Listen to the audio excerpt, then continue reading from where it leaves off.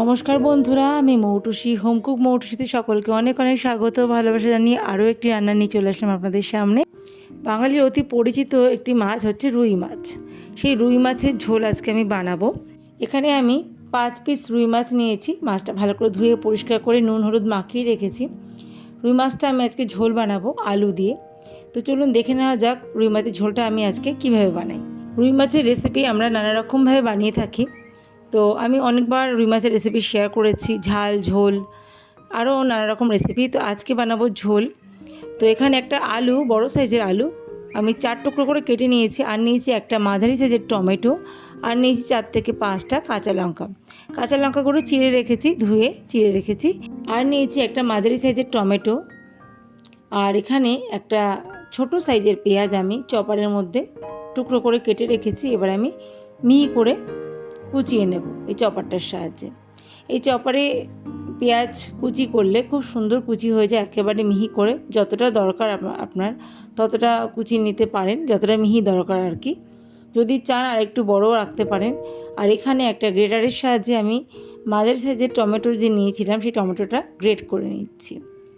আপনারা চাইলে মিক্সিতে পেস্ট করেও দিতে পারেন টমেটোটা, তো আমি গ্রেটারের সাহায্যে গ্রেট করে নিচ্ছি।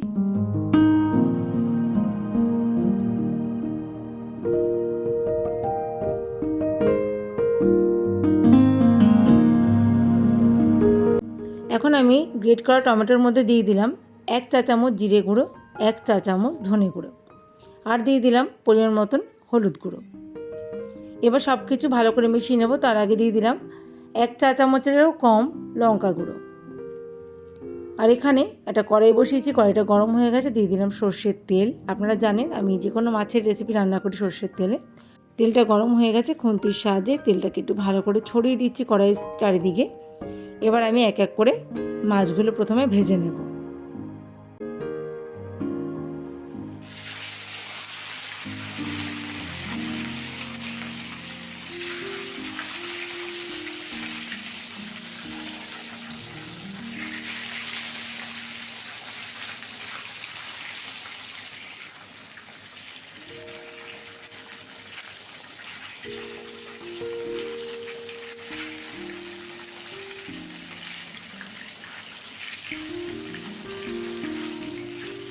মাছগুলো সুন্দর করে ভেজে নিয়েছি, এপিট ওপিট উল্টে পাল্টে ভালো করে মাছগুলো ভেজে আমি তুলে নিয়েছি।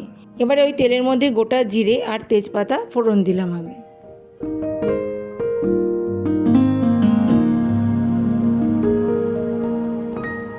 ফোড়নটাকে 2 থেকে 3 সেকেন্ডের মতো ভেজে নিয়ে দিয়ে দেব আগে থেকে কেটে ধুয়ে রাখা আলুর টুকরোগুলো। আলুগুলো দিয়ে ভালো করে ভেজে নেব। আর এখানে দেখছেন আলুগুলো বেশ বড় সাইজ করে কেটে নিয়েছি আমি। রুই মাছের ঝোলে বা কাতলা মাছের ঝোলে আলু দিলে, আলুটা একটু বড় করে কেটে দিলে আর আলুটা সুন্দর করে লাল লাল করে ভেজে নিলে আমার মনে হয় আলুটা খেতেও বেশ ভালো লাগে আর দেখতেও বেশ ভালো লাগে, এটা আমার মনে হয়। আলুগুলো তেলে দেওয়ার আগে সামান্য নুন দিয়ে খানিকক্ষণ আলুটা আমি মেখে রেখেছিলাম, তারপর কিন্তু আলুটা আমি ভেজে নিলাম। তো দেখুন এখানে সুন্দর করে আলুটা আমি ভেজে নিয়েছি। আলুগুলো কালার কিন্তু খুব সুন্দর সোনালি রঙের হয়ে গেছে। এই মুহূর্তে আমি দিয়ে দেব মিহি করে কুচিয়ে রাখা পেঁয়াজ কুচি।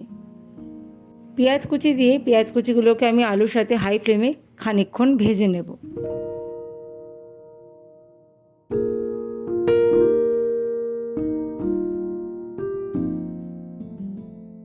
হাই ফ্লেমে কিছুক্ষণ পেঁয়াজটা ভেজে নিয়েছি। পেঁয়াজটার রঙটা কিন্তু অনেকটা পাল্টে গেছে এবং পেঁয়াজটা অনেকটা নরম হয়ে গেছে। এই সময় এখন আমি দিয়ে দেব চেরা কাঁচা লঙ্কা।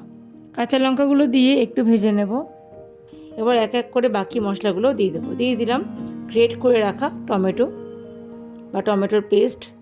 টমেটোর কাঁচা গন্ধটা যতক্ষণ না যায় ততক্ষণ টমেটোটাকে একটু হাই ফ্লেমে ভেজে নেব। তারপর এর মধ্যে দিয়ে দেবো স্বাদ মতো নুন। নুনটা দিয়ে আবারও ভালো করে হাই ফ্লেমে একটু কষিয়ে নেব।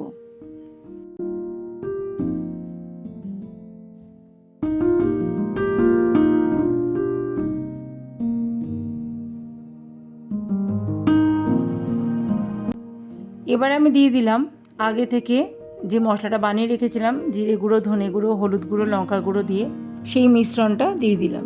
জল দিয়ে ভিজিয়ে রেখেছিলাম।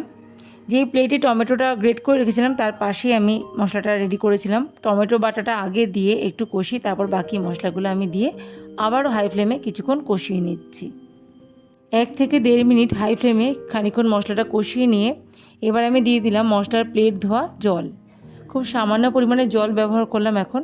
এবার জল দিয়ে আরেকটু মিশিয়ে আমি ঢেকে কিছুক্ষণ রান্নাটা হতে দেব। এই 2 থেকে 3 মিনিটের মতন লো ফ্লেমে আমি রান্নাটা করে নিয়েছি। 2-3 মিনিট পর আমি ঢাকাটা খুলে নিলাম। দেখুন মশলাটা কিন্তু ভালোভাবে কষে গেছে, মশলা থেকে তেল ছেড়ে গেছে আর আলুটাও ঠিকঠাক সেদ্ধ হয়ে গেছে। যেহেতু ঢেকে দিয়েছিলাম খুব সুন্দর সেদ্ধ হয়ে গেছে আলুটা। বড় সাইজ করে আলুটা কেটেছিলাম, খুব সুন্দর কিন্তু আলুটা সেদ্ধ হয়ে গেছে। আর এবার আমি মশলাটা আরও একটু কষিয়ে নিচ্ছি হাই ফ্লেমে। তারপর আমি এর মধ্যে ব্যবহার করব গরম জল। অবশ্যই করে কিন্তু গরম জল ব্যবহার করতে হবে। আমি আবারও 1 থেকে 1.5 মিনিট হাই ফ্লেমে কিছুক্ষণ রান্নাটা করে নিয়েছি।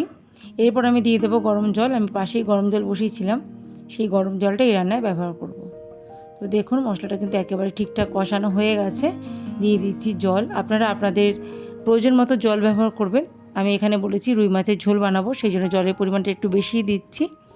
এই জলটা দিয়ে এবার একটু ফুটিয়ে নেব। আলুটা যেহেতু কষাতে কষাতে সেদ্ধ হয়ে গেছে, সেহেতু এখন রান্না করতে আর সময় লাগবে না বেশি। আর দেখুন ঝোলটা ফুটে গেছে। এর মধ্যে আমি দিয়ে দিলাম আগে থেকে ভেজে রাখা রুই মাছের টুকরোগুলো।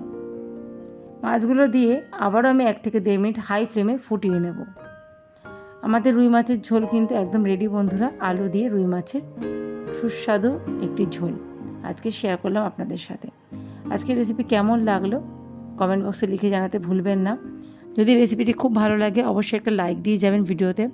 আর আমার চ্যানেলে যদি নতুন বন্ধু হয়ে থাকেন অবশ্যই চ্যানেলটাকে সাবস্ক্রাইব করে আমার সঙ্গে থাকবেন। আমার এখানে আলু দিয়ে রুই মাছের ঝোল একদম রেডি বন্ধুরা। নামানোর আগে আমি দিয়ে দিলাম গরম মশলা গুঁড়ো। এবার আমি গ্যাসটাকে অফ করে স্ট্যান্ডিং টাইমে ঢেকে কিছুক্ষণের জন্য রেখে দেবো। এই 2 থেকে 3 মিনিট মতো ঢেকে রেখে দেবো।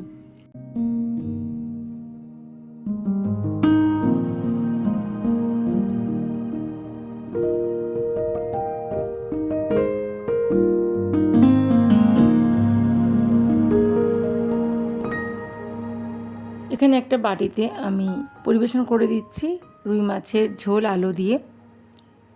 বন্ধুরা আজকে তবে এখানেই বিদায় নিচ্ছি। দেখা হবে খুব তাড়াতাড়ি নতুন একটা ভিডিও নিয়ে। ভালো থাকবেন সবাই, সুস্থ থাকবেন এই কামনা করি ঈশ্বরের কাছে।